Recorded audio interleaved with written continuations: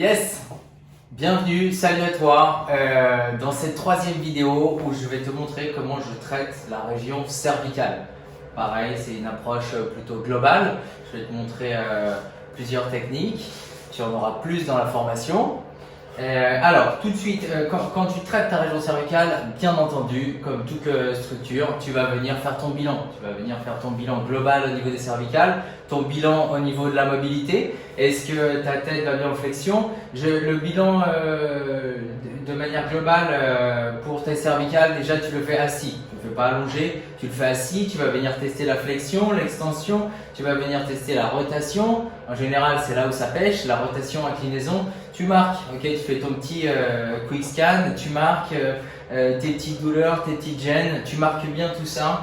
Et donc tes inclinaisons, tes rotations. Ensuite, tu vas venir tester tes mouvements spécifiques, ok, parce que les cervicales, c'est très complexe. Tu pars du haut toujours, tu vas venir tester ton occiput C1, tu vas tester tes rotations à chaque étage.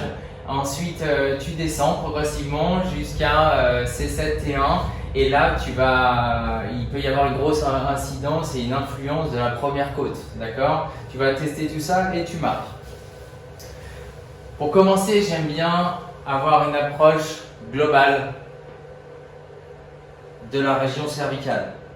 Voilà. Est-ce que ça va en rotation? Si je suis limité en rotation, j'accompagne, je reviens, j'accompagne, je crochette ma partie homolatérale et j'accompagne en rotation. En général, déjà en faisant ça, tu gagnes en rotation.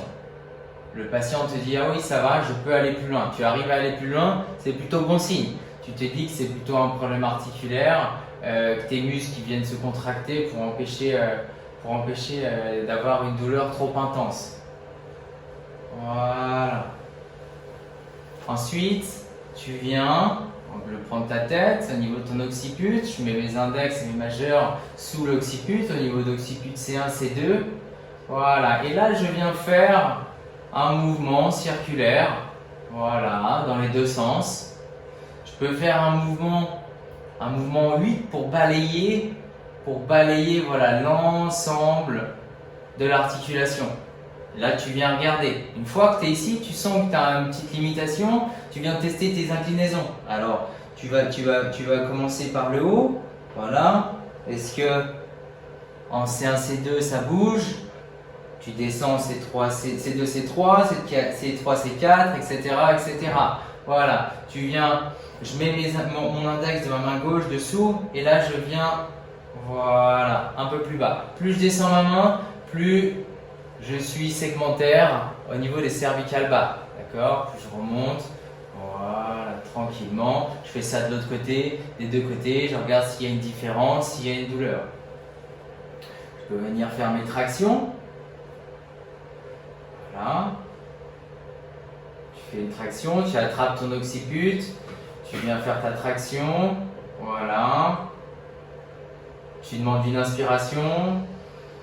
Et tu demandes au patient de souffler, d'avoir une expiration prolongée. Très long, très long, très long, très long. Voilà, tu viens mettre tes fascias en tension. Ton grille thoracique va descendre.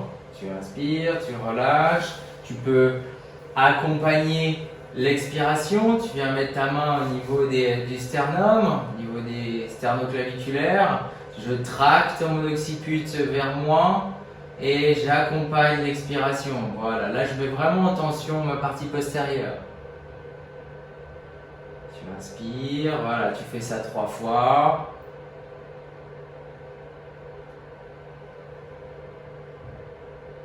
Et tu relâches. Souvent, tu as ton trapèze qui est tendu, donc tu peux venir faire un contracté-relâché. Si ton trapèze droit est un peu tendu, tu vas venir amener la tête en rotation droite. Voilà, tu t'arrêtes là où il y a la douleur, bien entendu. Ok. Tu vas demander au patient de relever son épaule tranquillement. Tu pousses, remontes, top. Tu tiens. 1, 2, 3, 4, 5, 6 et tu relâches. Tu accompagnes, tu pousses l'épaule vers le bas et tu peux accentuer la rotation. Voilà, tu regardes si tu peux gagner tranquillement. Pareil, tu inspires, tu remontes l'épaule, top, tu bloques, respire bien. 3, 4, 5 et 6. Et sur l'expiration, tu souffles, voilà, tu accentues la rotation. Et tu relâches. Tu fais ça 2, 3, 4 fois. Bien.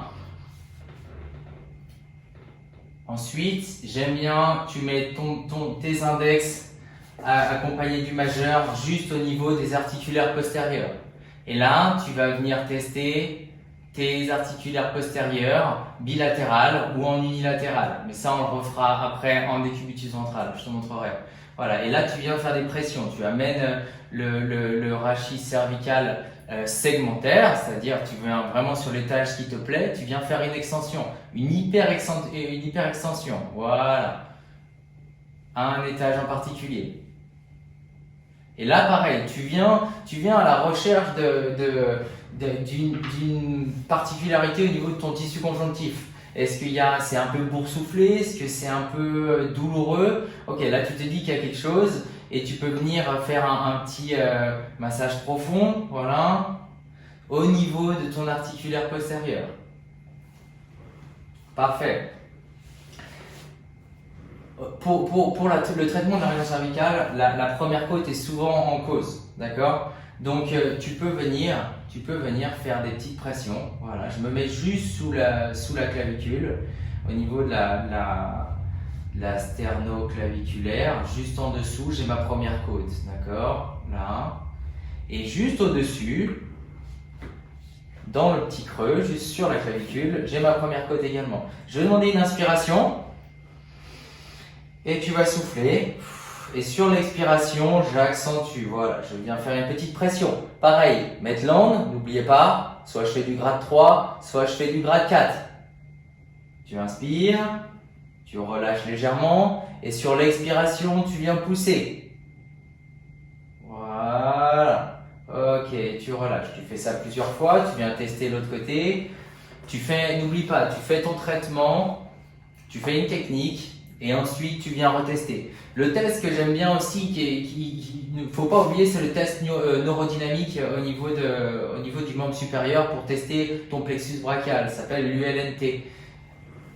Ça te permet de mettre en évidence s'il y a un problème, s'il y a un pincement quelque part au niveau du nerf. Ça peut être un défilé d'escalène, ça peut être un problème articulaire au niveau d'un trou de conjugaison au niveau cervical, ça peut même être un problème entre ta première côte et ta clavicule. Voilà, toujours et s'assurer qu'il n'y a pas de souci à ce niveau-là. Parce que si tu viens faire une pression alors que tu as un problème au niveau d'un nerf, là le patient ne va pas être content. Hein. Donc voilà, assure-toi que le nerf soit bien dégagé, que tu n'aies pas de gros problèmes ou de fourmillement. Si, pareil, super important, avant de traiter ta région cervicale, assure-toi d'avoir dégagé tous tes red flags. Les nystagmus, les vertiges, les nausées, des vomissements, etc., etc. La tête qui tourne, red flag, tu touches pas. Voilà, tu fais attention, tu t'assures que quand tu vas mollo, si pendant le traitement ton patient te dit j'ai la tête qui tourne, tu mets de côté, tu le renvoies chez son médecin et tu demandes pour au moins toi tu t'assures que tu vas pas faire une connerie. Pour la position des cubitus ventrales, j'aime pas mettre la tête dans le trou parce que tes cervicales sont complètement limitées, donc tu demandes à ton patient de mettre ses deux mains comme ça et de poser le front dessus. À partir de là, je viens faire mes pressions. Je mets mes pouces comme ceci. Je me mets sur les épineuses et je viens tester mes épineuses. Voilà, des pressions centrales au niveau de C1, C2, au niveau de C2, C3, etc., etc., jusqu'à C6, C7 et C7, T1. Voilà. Je fais mes pressions profondes. Je peux faire des pressions unilatérales. Unilatéral, je pousse en direction de la table ou je pousse à l'intérieur. Voilà, dans cette direction. À la recherche toujours d'une douleur ou d'un petit signe douloureux.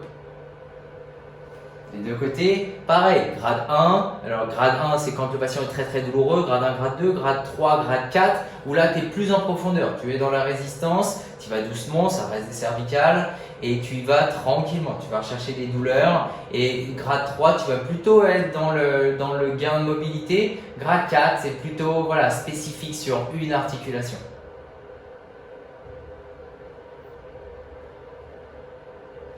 Tu peux venir faire du stretch réflexe au niveau de tes trapèzes. Là, ici, tu viens libérer ton trapèze jusqu'à son insertion proximale. Au niveau des ligaments interépineux, tu peux faire des petites frictions. Tu prends à chaque étage, voilà, tu viens libérer. Souvent, il y a des adhérences, c'est un peu douloureux. Voilà, tu viens essayer de libérer tout ça. J'aime bien, quand je traite mes cervicales, venir au niveau des insertions proximales, au niveau du trapèze. Voilà, tu viens chercher tes crêtes occipitales et tu viens faire des petites pressions. Voilà, je fais des petites pressions comme ceci, je viens libérer. Soit tu fais des stretch réflexes, soit tu viens un peu plus en profondeur. Voilà.